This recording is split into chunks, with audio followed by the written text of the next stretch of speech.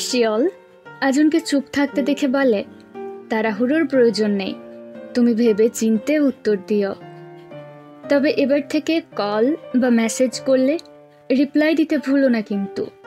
এর মধ্যে শিয়লের ম্যানেজার চলে এলে আজুন ফিরে যায়।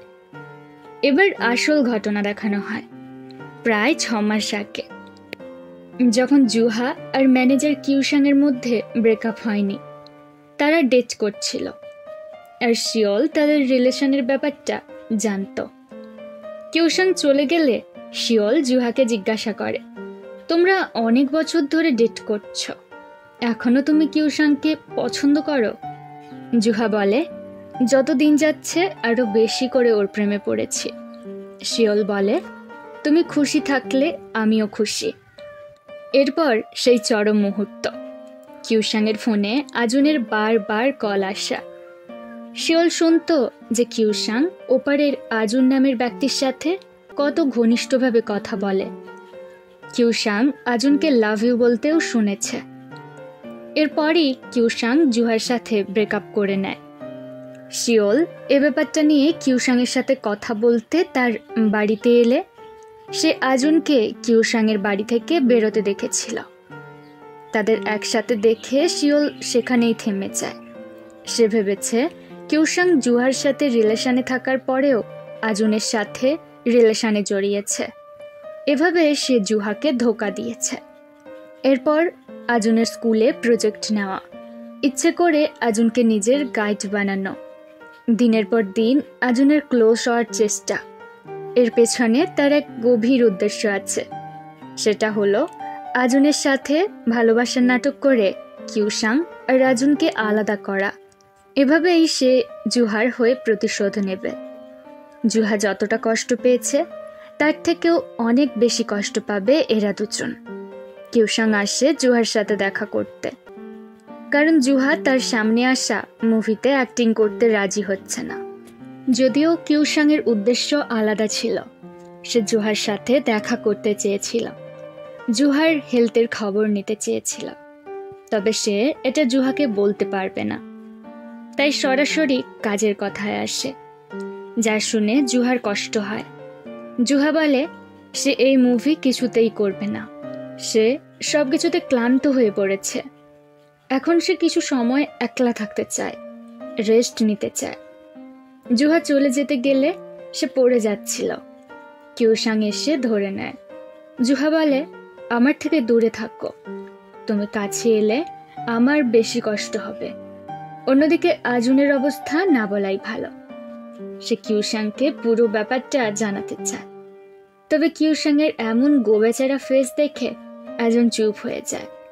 আজুন বলে, কিচ্ছু নয়, যাও গিয়ে রেস্ট নাও, পরে কথা বলবো।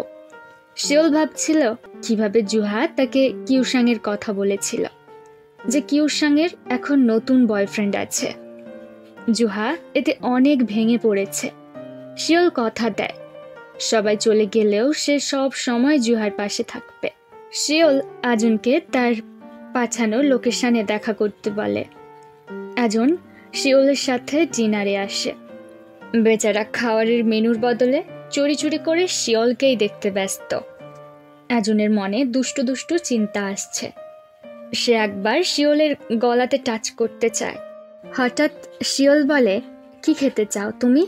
আজুন বলে, গলা। এরপর নিজেকে সামনে বলে, খাওয়ার কথা বলছি। আজুন চটপট মেনুতে তাকায়, তবে দাম দেখে তার মুখ হাঁ। ফলে শিয়ল নিজেই অর্ডার দেয়। শিয়ল বলে আজকে ট্রিট তার তরফ থেকে, আজুন অন্য কোনো দিন তাকে ট্রিট দিতে পারে। এই অজুহাতে সে আজুনের সাথে আরো বেশি সময় কাটাতে পারবে। এরপর শিয়ল বলে, সময় পেলে আমার বাড়িতে যেতে পারো, আমি রান্না করে তোমাকে খাওয়াবো।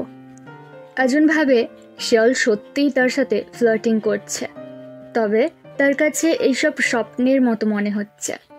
শিয়ল আবার বলে যে সে প্রথম দেখাতেই আজুনকে ভালোবেসে ফেলেছে। তা আজুন যদি এখনো সিঙ্গেল থাকে তারা ডেট করতে পারে। আজুন বলে তার কোনো পার্টনার নেই, সে সিঙ্গেলই আছে। শিয়ল হেসে ফেলে। আজুনকে ওয়াইন সার্ভ করার সময় আজন গ্লাস ওপরে তুলে ধরে। শিওল আজনকে থামিয়ে সেটা প্রফেশনালিভাবে কিভাবে ধরতে হয় সেটা শিখিয়ে দিচ্ছিল। শিওলের এতখানি টাচে বেচারা লাল হয়ে গেছে। নিজেকে শান্ত করতে আজন ওয়াইন খেতে শুরু করে। গ্লাসের পর গ্লাস উল্টে পুরো বোতল খালি। শিওল শুধু বসে বসে আজনের কাণ্ড দেখছে। আজন পুরোপুরি মাতাল। শিওল ভাবে আজকের মতো তার এবার থামা দরকার। ফলে তারা বাড়ির জন্য বেরিয়ে আসে। আজন বলে, আমার এখনো বিশ্বাস হচ্ছে না তুমি আমার প্রেমে পড়েছ। এটা সত্যি নাকি স্বপ্ন দেখছি? হয়তো স্বপ্নই হবে। কাল ঘুম ভাঙলে দেখবো তুমি কোথাও নেই। আমি চাই তোমার কাছে থাকতে। যতবার চোখ খুলবো যেন তুমিই আমার সামনে থাকো। শিওল বলে, তাহলে চলো আমার বাড়িতে। সকালে আজনের ঘুম ভাঙে। মনে পড়ে সে গত রাতে কত বড় আকাম করেছে। সে স্বপ্ন ভেবে শিওলের ফোরহেডে কিস করে তার উপরেই ঘুমিয়ে পড়েছিল। শিওলকে রুমে আসতে দেখে আজন ঘুমানোর নাটক করে। তবে শিওল বলে, আমি জানি তুমি জেগে আছো, উঠে পড়ো, কিছু খেয়ে বেরোতে হবে। শিওল আজনের জন্য ফ্রুট কাট করেছে। আজন বলে, তা মিস্টার শিওল কাল রাতে। শিওল থেকে থামায়, মিস্টার শিওল নয়, শুধু শিওল বলো। কাল রাতে তুমি আমার নাম ধরেই ডেকেছিলে, ওটাই ঠিক আছে। শিওল চলে যেতে গিয়েও ঘুরে দাঁড়ায় আর জিজ্ঞাসা করে, তা কিউসাংকে? কাল রাতে তোমার ফোনে বারবার ওই নামে সেভ করা কল এসেছিল। আজন এবার কি বলবে? আজন বলে যে কিউসাং আর সে একই বাড়িতে থাকে, তারা কাজিন। যেটা শুনে শিওল বলে, কিউসাং মানে আমাদের ম্যানেজার?